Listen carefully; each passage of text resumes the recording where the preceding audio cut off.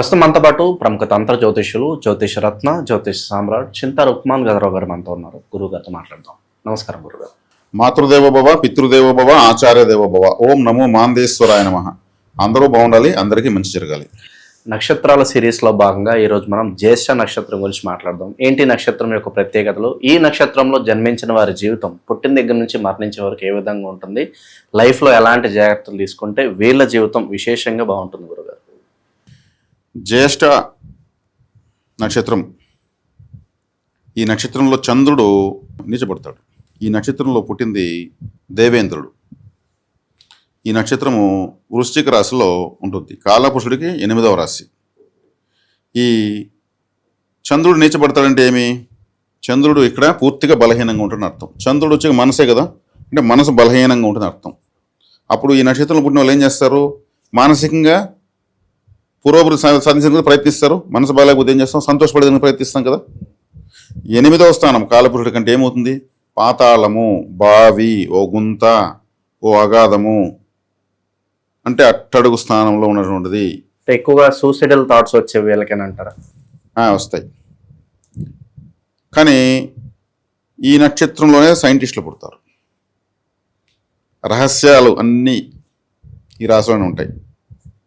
పాతాళం ఉన్నాయి కదా, మర్మాలు, అతి రహస్యాలు, ఇప్పటివరకు బయటపడనివి, మరుగున పడిపోయినవి. జ్యేష్ఠ 1, 2, 3, 4 పాదాలు పూర్తిగా ఉంటాయి. ఈ జ్యేష్ఠ నక్షత్రానికి అధిపతి బుధుడు. బుధుడు శ్వాసకు అధిపతి. కాబట్టి వీళ్ళు ఆయుష్ హోమం కంపల్సరీ చేసుకోవాలి. ఆయుష్ హోమాలు అంటారు, చేసుకోవాలి. లేదంటే మెడిటేషన్ చేయాలి బ్రీతింగ్ సంబంధించి. అదేవిధంగా ఈ నక్షత్రం దేవేంద్రుడు కాబట్టి అదే ఇంద్ర మహేంద్ర జాలాలు అంటూ ఉంటారు కదా. మాంత్రికము, తాంత్రికము, కనికట్టు విద్యలు, జ్యోతిష్యము, పారాసైకాలజీ, పాము మంత్రాలు, తేలు మంత్రాలు, మంత్ర విద్యలు, రహస్య విద్యలు మొత్తం వీళ్ళుగా నేర్చుకోండి అయితే వచ్చేస్తాయి. ఏ జ్యోతిష్యుడైనా సరే, ప్రపంచంలో ఏ జ్యోతిష్యుడైనా సరే, జ్యోతిష్యం అంటే ఒక పరిశోధన. ఈ జ్యేష్ఠ నక్షత్రము వృశ్చిక రాశి ప్రభావం లేకపోతే జ్యోతిష్యం రాదు. జ్యోతిష్యం చెప్పలేరు. జ్యోతిష్యం నేను చెబుతున్నాను అంటే వాళ్లకు వృశ్చిక రాశి జ్యేష్ఠ నక్షత్రము యొక్క ప్రభావము ఖచ్చితంగా ఉంటుంది. లేకపోతే వాళ్ళ జ్యోతిష్యం రాదు. సరే, ఇప్పుడు జ్యేష్ఠ నక్షత్రం పుట్టిన వాళ్ళంతా జ్యోతిష్యులు అవుతున్నారంటే వాళ్ళంతా అటువైపు ప్రయాణించలేదు, కానీ వాళ్ళకి ఆసక్తి ఖచ్చితంగా ఉంటుంది. ఈ జ్యేష్ఠ నక్షత్రంలో పుట్టిన వాళ్ళు ఏదైనా ఒక రహస్యమైన విద్య నేర్చుకోవాలి, ఖచ్చితంగా నేర్చుకోవాలి. వాళ్ళు ఏదైనా రహస్య విద్య అంటే వాళ్ళకు సంబంధించినటువంటి ఏది ఈ రసాయనిక విద్య శాస్త్రం ఉంటుంది కదా, దాంట్లో ఏ రసాయనం కలిపితే ఏంది, బంగారం తయారు చేసి కూడా ఒక రహస్య విద్య. ఆల్కెమిస్ట్ అంటే అది అంటారు కదా. ఇటువంటి రహస్యమైనటువంటివన్నీ ఇప్పుడు సీక్రెట్ ఫార్ములాస్ ఉంటాయి. ఒక ఫ్లైట్ ఉంటుంది, ఆ ఫ్లైట్లో ఉండేటువంటి ఫార్ములా అవతల దేశం తెలియదు, దీని ప్రత్యేకత అంటూ ఉంటారు. ఇది కానీ ఆ దేశంలో కూలితే దాని ఇంజిన్ ఎత్తుకెళ్ళిపోతారు, దాని రివర్స్ ఇంజనీరింగ్ చేస్తారు. వీళ్ళ రహస్యం ఏంటి అని వాళ్ళ మిసైల్ వచ్చి పడింది, ఆ మిసైల్ వింటారు ఒక సీక్రెట్ కోడ్, దాన్ని డీకోడ్ చేస్తారు. ఇవన్నీ కూడా అందుకే సైంటిస్టులు పుడతారని చెప్పింది. ప్రపంచానికి అవసరమైన పరిశోధనలన్నీ దీంట్లో ఉంటాయండి. అంటే అన్ని మాయమంత్రాలు ఇవే కాకుండా ప్రపంచంలో చేస్తున్న పరిశోధనల యొక్క శక్తి ఈ జ్యేష్ఠ నక్షత్రం ఈ వృశ్చిక రాశిలో ఉంటుంది. వీళ్ళకు మొండి పట్టుదల ఎక్కువ. పరిశోధన చేయాలంటే పట్టుదల ఉండాల్సిందే కదా. పట్టుదల లేకపోతే ఎట్లా చేస్తారు? ఓపిక ఉండాల, ఆశలు ఉండవు, సమాజంలో తిరగదామని, ఏదో తిందామని. ఎందుకంటే చంద్రుడు నీచబడతాడు, మనసు అట్లంత పోదు. ఏదో వీళ్ళు అనుకుని సాధించాలనేసి అడవుల్లో పోయి అక్కడ మడుగుల్లో దిగి నెత్తిన దీపాలు పెట్టుకుని మంత్రాలు చదువుతూ చుట్టూ ముసల్లో పాముల మధ్యలో గురువుల పర్యవేక్షణలో ఉంటారు కొంతమంది సాధకులు. బయటకు వస్తే ఎలుకబంట్లు ఉంటాయి, నీళ్ళలోకి వెళ్తే పాములు ఉంటాయి, రాత్రి పడుకుంటే గుడ్లు గోగులు అరుస్తాయి. కఠినమైన సాధనలు. సమాజం ప్రపంచానికి తెలీదు వీళ్ళు ఎక్కడుంటారో. మరి ఇటువంటి వాటన్నిటి మధ్య రక్షణ ఉండాలి అంటే అక్కడ వాటన్నిటిని హిప్నటైజ్ చేస్తారు, ఆ జీవులన్నింటినీ. అదే గురువు ఉండాలి. గురువు ఉన్నప్పుడు ఏం చేస్తాడు? ఆ మూగజీవులను హిప్నటైజ్ చేసి శిష్యుని కాపాడి విద్య నేర్పిస్తాడు. అంటే రహస్య విద్యల యొక్క స్వరూపాన్ని తెలియజేస్తున్నా. రహస్యం కదా, పరిశోధన కదా అది. అప్పుడు వాళ్ళు పంచభూతాలను జయించిన వాళ్ళు అవుతారు. జలంలో, భూమిపైన, ఆకాశము ఎండకు అన్నిటికీ తట్టుకునే పరీక్షలు అవన్నీ ఉంటాయి, అవన్నీ చేస్తారు. ఊరు పర్యవేక్షణలు తప్పితే చిన్న పాము కుడితే చనిపోతారు, లేదంటే అప్పుడు వాళ్ళకి రాత్రి పగలు దయ్యం అన్నీ పోతాయి. అటువంటి రహస్య విధులన్నీ కూడా ఈ తెలియజేసే నక్షత్రం ఇది. కాబట్టి వీళ్ళు ఆయుష్ హోమం చేసుకోవాలి, ఎప్పుడు మెడిటేషన్ లాంటివి చేయాలి, పరిశోధనలు రహస్య విధులు బాగా కలిసి వస్తాయి. ఇంకా లైఫ్ సక్సెస్. వీళ్ళు చదివినారా డబుల్ఎంఏ బుద్ధిమంతుల త్రిబుల్ఎంఏ బుద్ధిమంతులు అవసరం లేదు. వీళ్ళు పరిశోధనాత్మకమైన విషయంలోకి వెళ్ళిపోతే చాలు. ఎంతోమంది సైంటిస్టుల క్వాలిఫికేషన్ తెలియదు, వాళ్ళు సాధించి ప్రపంచానికి ఇచ్చింది వాళ్ళ క్వాలిఫికేషన్. వీళ్ళు సక్సెస్.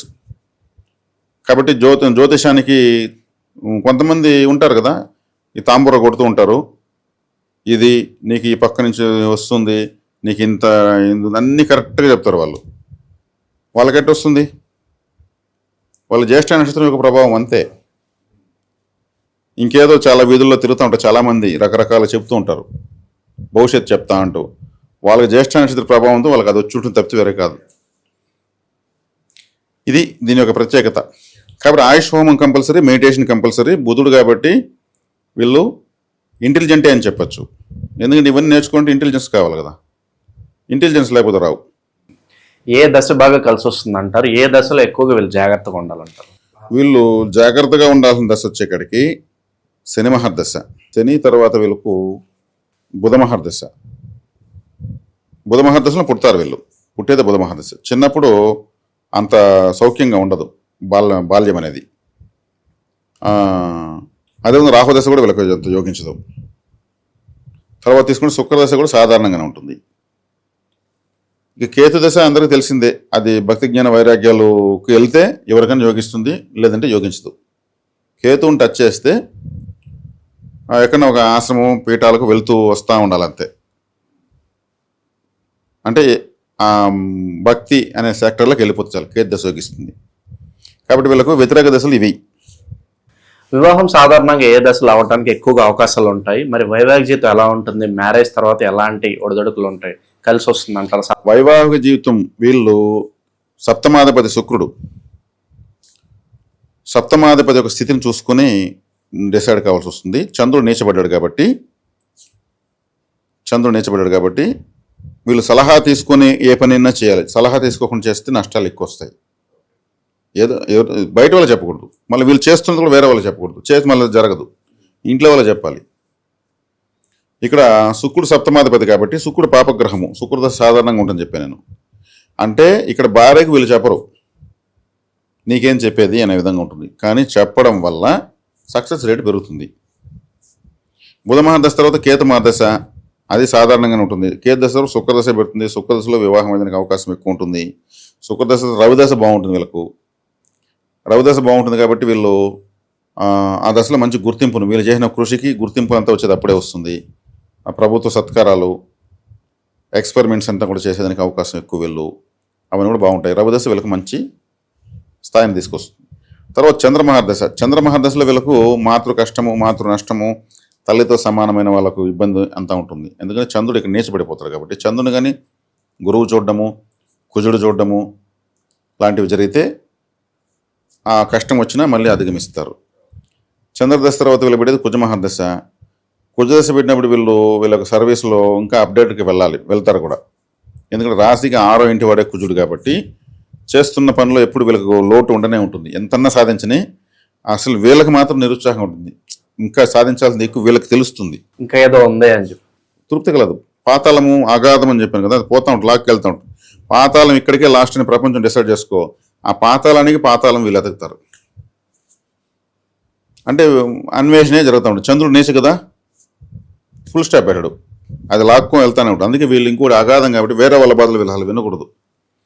వేరే వాళ్ళ బాధలు విన్నారనుకోండి, వీళ్ళ బాధలే లాగా ఫీల్ అవుతారు, వీళ్ళకి ఆ కష్టాలు వచ్చేస్తాయి, నింపుకుంటారు. బావి కదా, బాధాకరమైన సీరియల్ సినిమాలు కూడా చూడకూడదు వీళ్ళు.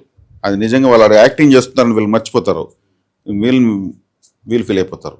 ఇప్పుడు బాధాకరమైన విషయాలు వీళ్ళకి కనెక్ట్ అయినంతగా ఇంకెవరికి కనెక్ట్ కావు. బాధలు వీరు విన్నంతగా ఇంకెవరికి వినరు.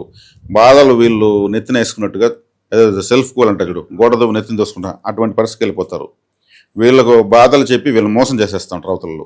ఏదైనా బాధలు నాకు చెప్పుకుంటే ఏదైనా హెల్ప్ చేస్తాడు అని. వీళ్ళకు ఉండేది కూడా ఏదైనా అమ్మేసి ఎత్తుకు మళ్ళీ వాళ్ళకి ఇస్తారు. పో నీకున్నప్పుడు నాకేంటారు, అట్లంతా పోతారు, చెడిపోతారు. అవతల వాళ్ళు ఇవ్వరు, బాధకు అందరూ బాధపడతారు, ఏడుస్తారు. మహానటులు దశావతారంలో కమల్ హాసన్ ఉన్నాడు కదా, 100 అవతారాలు చూపిస్తారు జనాలు అవసరం తీరడం కోసం. అవసరం తీరినాక నిన్నెవరేమన్నారంటారు, మొహమాటం ఉండదు. కాబట్టి వీళ్ళు నష్టపోయే దాంట్లో నష్టపోయే వీళ్ళే. కేర్ఫుల్గా ఉండాలి. ఇందాక చెప్పినట్లుగా ఎడ్యుకేషన్ తో పెద్దగా అవసరం ఉండదు అంటారా? అంటే ఎడ్యుకేషన్ పరంగా ఎలా ఉంటుంది? ఎడ్యుకేషన్ అంటే వీళ్ళ నక్షత్ర ప్రభావం ఏంటంటే ఎవరికి తెలియనటువంటి ఒక రహస్యమైనటువంటి ఎడ్యుకేషన్ నేర్చుకునే స్కిల్ వీళ్ళకి ఉంది. కాబట్టి ఎడ్యుకేషన్లో కూడా పరిశోధనాత్మకమైనటువంటి కోర్సులు తీసుకోవచ్చు. వీళ్ళు రీసెర్చ్ అండ్ డెవలప్మెంట్ ఇలాంటివి ఉంటాయి. నాసా సైంటిస్టులు ఉంటారు, ఆ డిఆర్డిఓ ఉంటారు, ఇట్లాంటివన్నీ కూడా వీళ్ళు తీసుకోవచ్చు. వీళ్ళు వీటి చదువులు ఇచ్చా, ట్రైనింగ్లు ఇచ్చా విదేశాలు కూడా వెళ్ళి చదువుకోవచ్చు. ఏదైనా పరిశోధనాత్మక ఏదైనా సక్సెస్ అవుతుందండి.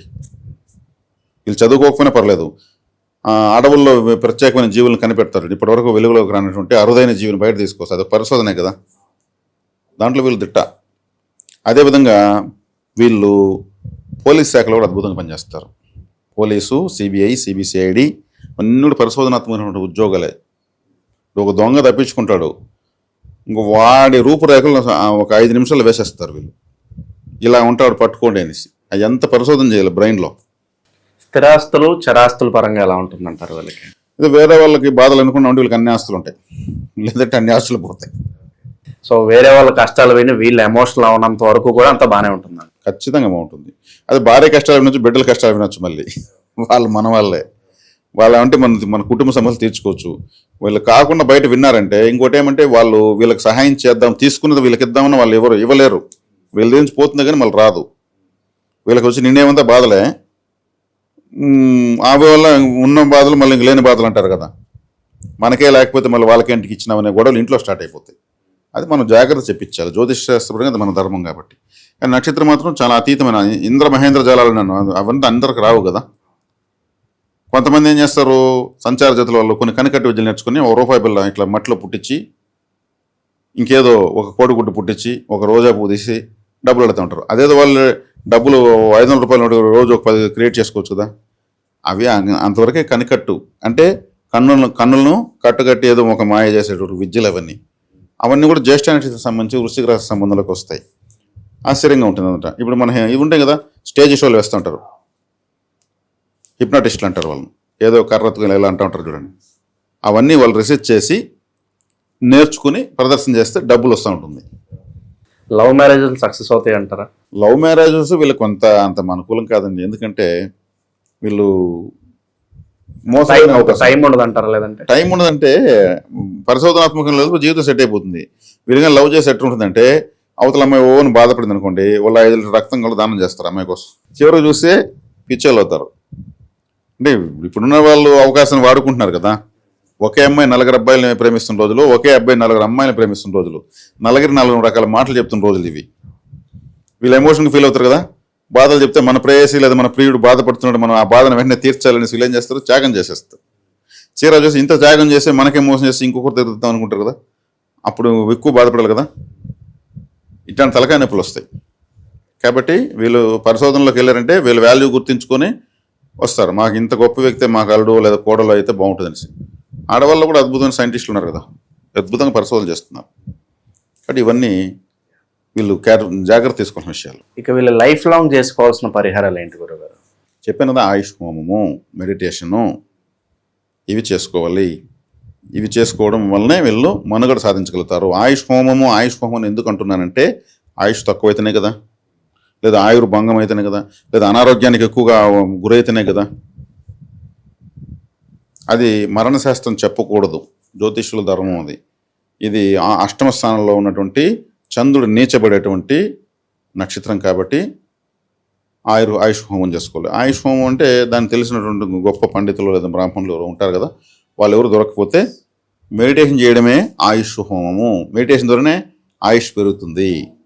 మనం బ్రీతింగ్స్ సేవ్ చేయడమే కదా ఆయుష్, అంతే కదా. ఈరోజు ఒక 1000 బ్రీతింగ్స్ ఒక 24 అవర్స్కు ఉన్నాయనుకోండి, 100 బ్రీతింగ్స్ ఈరోజు కంప్లీట్ చేసుకుని 900 సేవ్ చేసినట్టు కదా. ఇది మళ్ళీ మనకు ఫ్యూచర్ పెంచుతుంది కదా, సేమ్ మళ్ళీ అనమాట. కాబట్టి వీళ్ళకి అది చాలా ఇంపార్టెంట్. ఎక్కువగా ఏ దైవాన్ని ఆరాధిస్తూ ఉండాలి గురుగారు వీళ్ళు? ఇక్కడ వచ్చేకాడికి అష్టమ రాశి అని చెప్పాను కదా, మృత్యుంజయ మంత్రం ఎక్కువ చెప్పుకోవచ్చు వీళ్ళు. మృత్యుంజయ మంత్రము ఆ శబ్దం ఎక్కువగా వీళ్ళు వినడము, రింగ్ టోన్ పెట్టుకోవడము, వీళ్ళకి అది అలవాటైపోవాలి. వీళ్ళు ఫోన్ వస్తే కూడా ఓం త్రయంబకం అనేదే వినిపించాలి. వీళ్ళ ఫోన్ వీళ్ళకి ఎవరైనా ఫోన్ చేస్తే వాళ్ళకి అదే వినిపించాలి. ఇంట్లో ప్రతిరోజు తెల్లవారితో అది ఆటోమేటిక్ ప్లే అవుతుంటే మెల్లగా పోతుంటే అన్ని పనులు చేసుకుంటాం. పడుకునేటప్పుడు దాన్ని పెట్టుకునేసి అట్టే నిద్రలోకి వెళ్ళాలి. ఈ మృత్యుంజయ మంత్రంలో ఒక ఆసక్తికర విషయం అంటే ఓం త్రయంబకం యజామహే సుగంధిం పుష్టివర్ధనం ఉర్వారుకమివ బంధనాత్ మృత్యోర్ముక్షీయమామృతాత్ అని అంటూ ఉంటారు. చివరిలో మా మృతాత్ అంటే మమ్మల్ని అందరిని చంపుకొని వెళ్ళిపో స్వామి అన్నట్లు మీనింగ్. మా అమృతాత్ అంటే మమ్మల్ని, అమృతాత్ అంటే కాపాడు అని అర్థం. కానీ అందరూ మా అమృతాత్ అనేసిన చనిపోలేదు కదా, భావం మాత్రం అంతరంతరాల్లో కాపాడమనే కాబట్టి భగవంతుడు కాపాడుతున్నాడు. అదే వేద పండితులు మా అమృతాత్ ఆన్ ఇక్కడ పలుకుతారు, బయటికి చెప్పరు. కొన్ని అక్షరాలు గొంతులో పలకాలి, కొన్ని ముక్కులో పలకాలి, కొన్ని నోట్లో పలకాలి, కొన్ని ఇక్కడి నుంచి ఎన్నో ఉంటాయి వాళ్ళకి రూల్స్. అదే వేదం. అక్షర దోషం లేకుండా వాళ్ళు నేర్చుకుంటారు వేద పాఠశాలలో. వాళ్ళు చెప్పలేదే మా అమృతాత్ అంటున్నారంటే ఆ అనేది ఇక్కడ వస్తుంది కాబట్టి అదొకటి మనం నేర్చుకోలేదు కాబట్టి మా అమృతాత్ అనుకున్నా మా అమృతాత్ ఆడ చిన్న డిఫరెన్స్ చూపించుకుంటే ఇంకా బాగుంటుంది ఆ మంత్రాన్ని. కాబట్టి ఎక్కువగా చెప్పుకోవడం చాలా మంచిది. ఓవరాల్గా ఈ నక్షత్రం వల్ల జీవితం ఎలా ఉంటుంది, లైఫ్ లాంగ్ ఎలాంటి జాగ్రత్తలు తీసుకోవాలో మంచి విశ్లేషణ అందించారు. ధన్యవాదాలు. ధన్యవాదాలు.